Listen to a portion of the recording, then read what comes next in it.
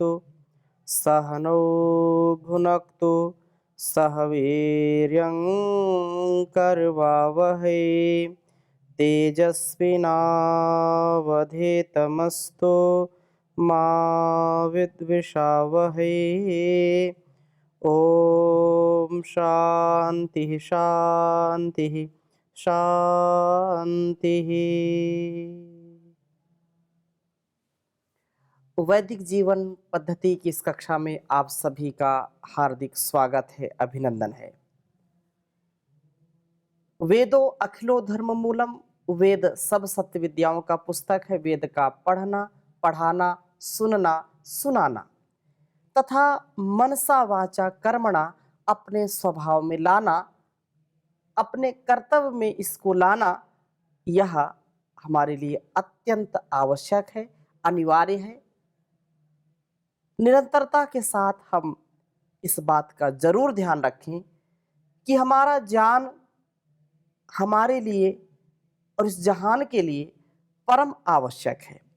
हम जितना जितना जानते जाते हैं उतना उतना हमारे स्वभाव में भी उतरता जाए तो हमारा जीवन अत्यंत कल्याणकारी हो जाएगा। हम आत्म कल्याण से विश्व कल्याण के लिए तैयार हो जाते हैं, अर्थात स्वयं का भी उत्कर्ष हो और इस संसार का भी उत्कर्ष हो। हम स्वयं भी विकसित हों, हम स्वयं विकास को प्राप्त हों, विनाश को प्राप्त ना हो। हम उत्थान को प्राप्त हों, पतन को प्राप्त ना हो। हम यतो अभ्युदय निःश्रेयस सिद्धि सधर्मः, ये जो ऋषियों का उद्घोष है कि इस जीवन को उत्कर्ष के लिए एक और श्रेय है, एक और प्रेय है, एक और अभ्युदय है, एक और निःश्रेयस है, एक और भोग है, एक और अपवर्ग है। इनको हम समझें, जाने, माने और जीना आरंभ कर दें तो जीवन बहुत सरल हो जाएगा, बहुत सहज हो जाएगा, बहुत उन्नत हो जाएगा। और इसी का संदेश कल्याणी वेदवाणी, जिसको हम नित्य प्रति पढ़ें और जीवन में उतारने का प्रयत्न करें। पिछली कक्षा में हमने चर्चा की थी कि स्त्री का कर्तव्य क्या है। 2 मंत्र हमने लिए थे।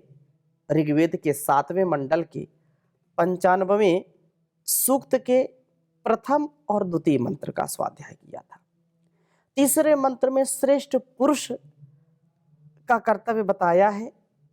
तो उसमें कहा कि ओम सा वावृधे नर्यो योषणासु वृषा शिशुर्वृषभो यज्ञियासु सा वाजिनम मघवद्भ्यो दधाति विसातये तन्वं मामृजीत। ये कहा कि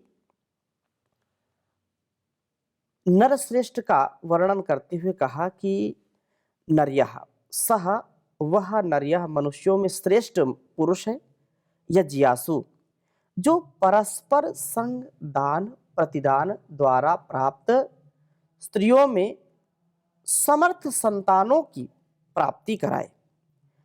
वृषभा बलवान शिशु सहशायी होकर के धन धान से, पुत्र पौत्र से, बलवान चरित्रवान बुद्धिमान पुत्र पौत्र से युक्त हो और आगे बढ़े।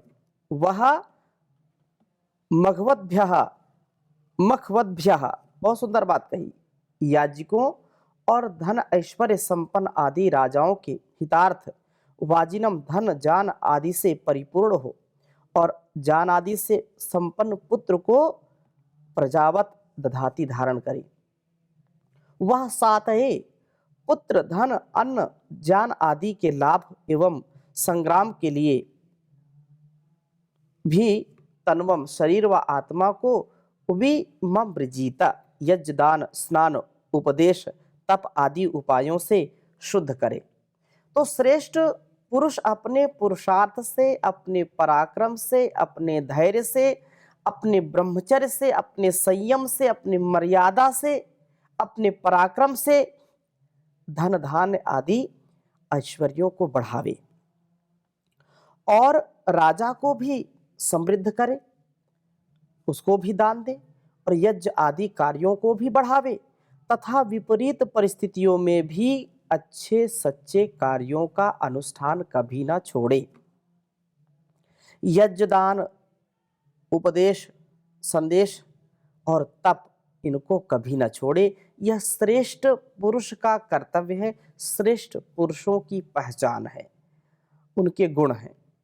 और पिछली कक्षा में जैसे 2 मंत्र स्त्रियों के कर्तव्य के बताए थे, पुनः चौथे मंत्र में और 5वें मंत्र में, 6ठे मंत्र में ये और 3 मंत्र हैं जो स्त्रियों के कर्तव्य पर प्रकाश डालते हैं। यदि हमारी मातृशक्ति इन कर्तव्यों को जान ले, समझ ले, तो उसका स्वयं का भी जीवन कल्याण से युक्त हो जाएगा, उसका जीवन सार्थक हो जाएगा और जिस घर परिवार की वो सदस्य बनेगी, जिस घर परिवार का उत्तरदायित्व उसके ऊपर होगा, वो भी धन्य हो जाएंगे। तो इन मंत्रों को आपके समक्ष में रखता हूं। तो चौथा मंत्र, इस सूक्त का पहले मंत्र लिखता हूं, फिर चर्चा करूंगा। ओम उतस्यानः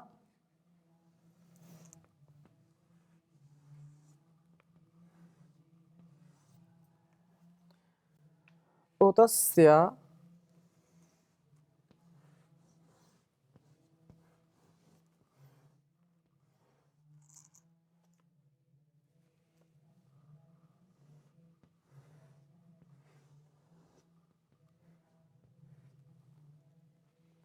सरस्वती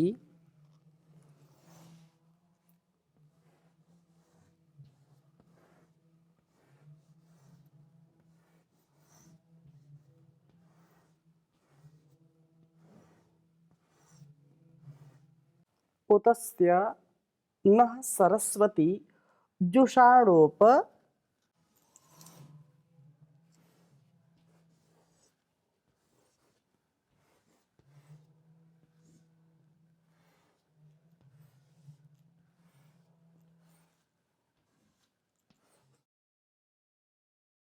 जुषाणोप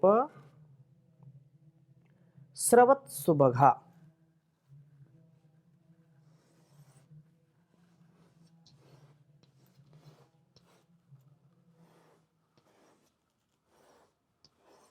स्रवत सुभगा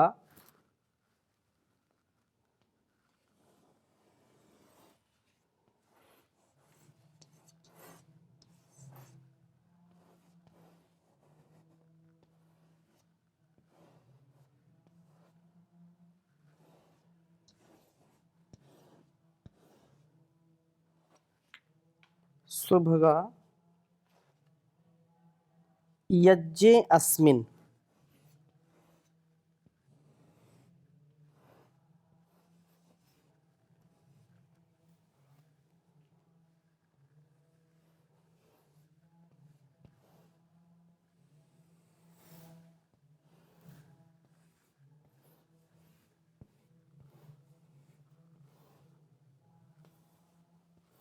यज्ञे अस्मिन् मितजुभिर्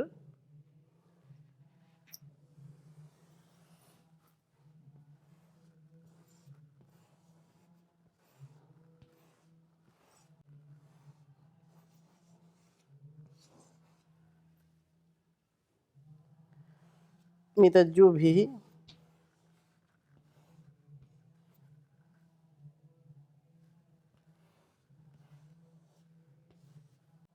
नमस्यैर्याना।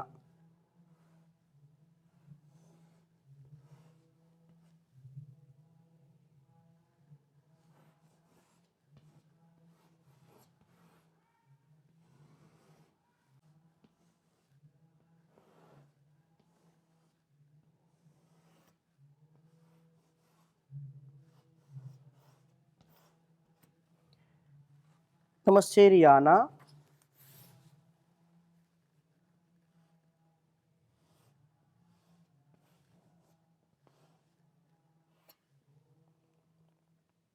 रायायुजा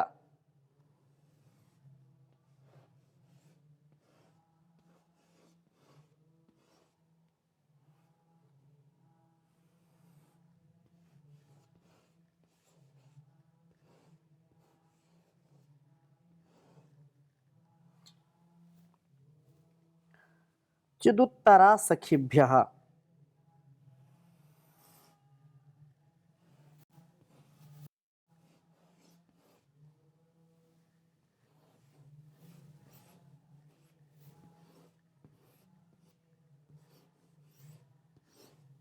चिदुत्तरा सखिभ्यः।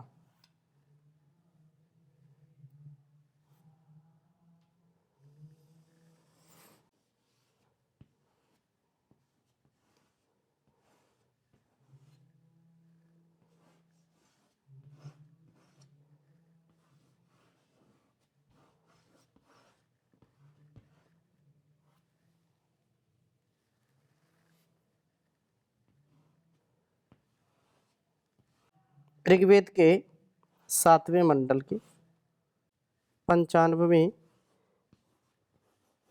सूक्त का यह चौथा मंत्र है। ओम उतस्यानः सरस्वती जुषाणोपस्रवत्सुभगा यज्ञे अस्मिन् मितुज्भिर्नमस्यैर्यानाराय युजाजिदुत्तरा सखिभ्यः। ओम ओतस्यानः सरस्वती जुषाणोपस्रवत्सुभगा यज्ञे अस्मिन् मितज्जोभिर्नमस्यैर्यानाराय युजाचिदुत्तरा सखिभ्यः। बहुत ही सुंदर वेद मंत्र है ओतस्यानः। और जैसे पिछले मंत्र को हम पढ़ रहे थे कि स्त्री का क्या कर्तव्य है, एक श्रेष्ठ पुरुष का क्या कर्तव्य है, पुनः उस स्त्री के विषय में और चर्चा कर रहे हैं और उसका उपदेश दे रहे हैं कि उत और स्या वह सरस्वती जो ज्ञान वाली है, जो ज्ञान से, विद्या से, विवेक से युक्त है, तो ज्ञान वाली विदुषी स्त्री जुषाणा स्नेह करती हुई अस्मिन यज्ञे इस यज्ञ में सुभगा सौभाग्यवती होकर के नह उपस्रवत हमारी बात सुने, वह नमस्य ही नमस्कार के योग्य मित जुभी परिमित संकुचित जो है जानवों वाली जातव्य पदार्थों के जाता पुरुषों के साथ याना प्राप्त होती हुई राया ऐश्वर्य चित्त और युजा सहयोगी पति से तू सखिभ्या स्व सखियों से उत्तरा अधिक उत्कृष्ट हो, अधिक उत्कृष्टता से युक्त हो। बता रहे हैं कि एक स्त्री का कर्तव्य क्या है। तो विदुषी स्त्री ज्ञान व स्नेह से अपने पति को तथा परिजनों को अपने गुणकर्म स्वभाव से उनको जीतने वाली हो और परिजनों की बात सुनने वाली हो। बहुत सुंदर बात कही है कि नह उपस्रवत, वेद मंत्र कह रहा है नह उपस्रवत, वहां जुड़ेगा कि वह स्त्री अपने पति अपने परिजनों की कल्याणकारी बातों को सुनने वाली हो, उसको अनसुना ना करे, उसका अनादर ना करे, उसका आदर करे। अब प्रश्न ये उठता है कि पति की बातें, परिजनों की बातें माने, लेकिन उसका भी तो कुछ हृदय है, उसका भी कुछ अस्तित्व है, तो वह सबकी बातें तो माने, उसकी बात कोई माने कि नहीं माने। तो यह प्रश्न स्वाभाविक है। और हमारी जो ऋषि परंपरा है, जो हमारी प्राचीन परंपरा है, जो वैदिक परंपरा है, उसमें मातृशक्ति को सदा आगे रखा गया है और परस्परता से युक्त होकर के उसका सदा ही मान सम्मान किया गया है, उसको अपने से ज्यादा सम्मान दिया है। सभी देवी देवताओं को हम देखें, सभी महापुरुषों के जीवन को देखें, तो उनका जो गृहस्थ दाम्पत्य जीवन था उसमें देवियों को, अपनी पत्नियों को, जीवन संगनी को, साधर्मिणी को वो सदा सम्मान देते थे। लेकिन वो भी अपने पति और अपने परंपरा को, अपने परिवारी जनों को सदा सम्मान से देखती थी और उनकी आज्ञा का पालन करती थी। तो यही बात कही है कि वह उनकी बातों को सुने, मनमानी ना करे। मनमानी करने वाली स्त्री अपने जीवन को भी दुखी करती है और अपने घर परिवार को भी दुखी करती है, ऐसे लोगों को भी दुखी करती है। जो परस्परता का ध्यान रखती है, स्वयं चाहे दुख मिले लेकिन दूसरों को दुख नहीं देती, जो न्यायपूर्ण ढंग से, प्रीतिपूर्वक, नीतिपूर्वक, रीतिपूर्वक, जो विवेक से युक्त होकर के, वैराग्य से युक्त होकर के, जो संयमित, व्यवस्थित, मर्यादित, अनुशासित जीवन स्वयं जीती है और ऐसा जीवन जी करके दूसरों को भी प्रेरणा देती है कि ऐसा जीवन होना चाहिए हमारा।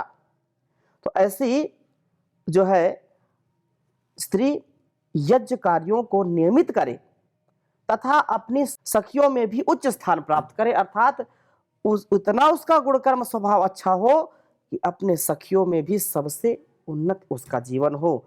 कोई यदि तुलना करे तो सबसे पहले उसका नाम आना चाहिए। और इसी प्रकार से 5वें वेद मंत्र में भी स्त्रियों के कर्तव्य के विषय में चर्चा की है।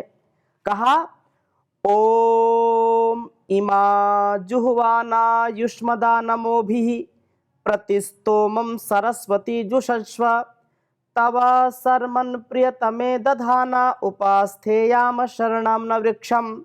ओम इमा जुह्वाना युष्मदा नमोभिः प्रतिस्तोमं सरस्वती जुषस्व तव सर्मन् प्रियतमे दधाना उपास्थेयाम शरणं न वृक्षम्। बहुत सुंदर बात कही है।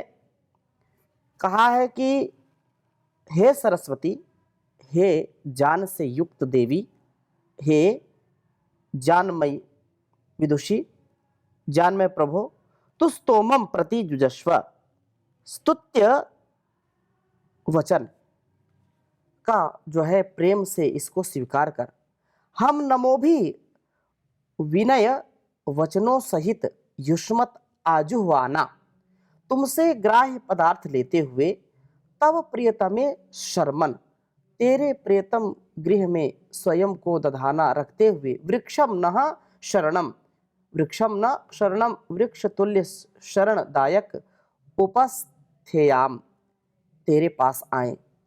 विदुषी स्त्री परिजनों के वचनों को ध्यान से सुने, उन वचनों का आदर करे और घर में आए हुए अतिथि या भिक्षुकों को सदा मधुर वचनों से, मीठे वचनों से उनका सत्कार करते हुए, उनके लिए जो आवश्यक यथा योग्य जो धन धान है, जो दान है, जो वस्त्र है, जो भी दान में देने योग्य चीजें हैं, उनको वह दान में दे। ऐसा उसका स्वभाव होना चाहिए, ऐसा उसके जीवन में घटित होना चाहिए। और अब छठे मंत्र में भी, अंतिम मंत्र है इस सूक्त का, इसमें भी क्या कहा है, ओम अयमुते सरस्वती वसिष्ठो द्वारा वृत्तस्य सुभगे व्यावः वर्धा शुभ्रे स्तुवते राशि वाजन्यायूयम पात स्वस्तिभिः सदा नः। कहा कि हे सरस्वती, हे विदुषी, हे सुभगे, हे भाग्यशालिनी, अयम वसिष्ठः, यह ब्रह्मचारी तेरे लिए ऋतस्य द्वारों, सत्य, ज्ञान, अन्न और धन के दो द्वारों को व्यावह प्रकट करता है। हे शुभ्रे, हे चरित्रवान, चरित्रवती, चरित्रवाली, तु स्तुवते, गुण प्रशंसक, गुणग्राही, जन को वाजान, ऐश्वर्य आदि राशि दे। हे विद्वान लोगों, यूयम स्वस्थ भी सद न पात, आप सदा ही उत्तम साधनों से हमारी रक्षा करें।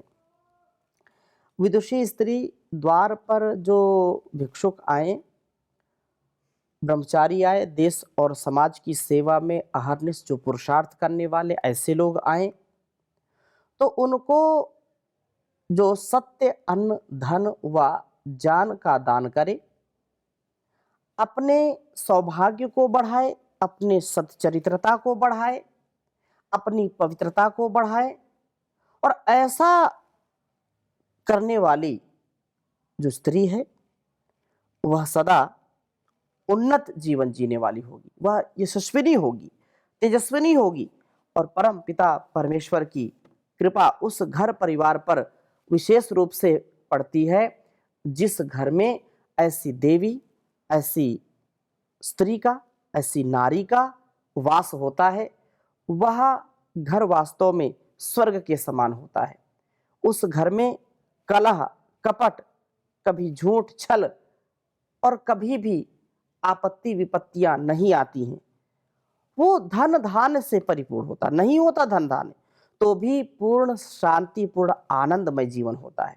इसलिए परमात्मा से हम यह प्रार्थना करें कि ऐसा जीवन हमारा हो कि हम इस संसार से, इस भवसागर से पार हो जाएं, प्रभु की भक्ति में। कहा है कि आए हैं दुनिया में जो खाली हाथ जाएंगे, नेकी पर चलते रहे तो वो ही मुक्ति पाएंगे जी, वो ही मुक्ति पाएंगे। साथ न जाएंगे साथी और दौलत के अंबार, खोया जीवन जिनके पीछे वो ना दिल बहलाएंगे। आए हैं दुनिया में जो खाली हाथ जाएंगे, नेकी पर चलते रहे तो वही मुक्ति पाएंगे। जिधर देखो सामने है मोह ममता की दीवार, पार कर लेंगे जो इसमें वो ना ठोकर खाएंगे। नेकी पर चलते रहे तो एक दिन मुक्ति पाएंगे। लोभ में फंसकर जिन्होंने पाप जीवन में किए, हाथ मल मल के सभी वो अंत में पछताएंगे। लाखों लोगों का जहां में से मिट गया नामो निशा, कुछ है किससे प्यार के जो लोग फिर दोहराएंगे। आए हैं दुनिया में जो वो खाली हाथ जाएंगे। है सभी स्वार्थ के बंदे, कोई भी अपना नहीं, जब समा निकला तो वो सबके सब ठुकराएंगे। नेकी पर चलते रहे तो वो ही मुक्ति पाएंगे। आए हैं दुनिया में जो खाली हाथ जाएंगे। एक एक कर्म ही स्वधर्म साथ जाएगा। तो हम अपने कर्म का, अपने स्वभाव का, अपने सच्चरित्रता का, पवित्रता का ध्यान रखें, और मातृशक्ति जो देवी का स्वरूप होती है उसको अपने निज कर्तव्य का सदैव ध्यान रखना चाहिए। तो जिस स्थान में, जिस घर में उसका वास होगा वो लक्ष्मी का वास होगा, साक्षात दुर्गा का, जगदम्बा का, उस जगत जननी का, उस भवानी का वास होगा। तो इन्हीं शुभकामनाओं के साथ यहीं पर विराम लेते हैं। शेष चर्चा अगले मंत्र के साथ अगली कक्षा में करेंगे। ओम शांति शांति शांति।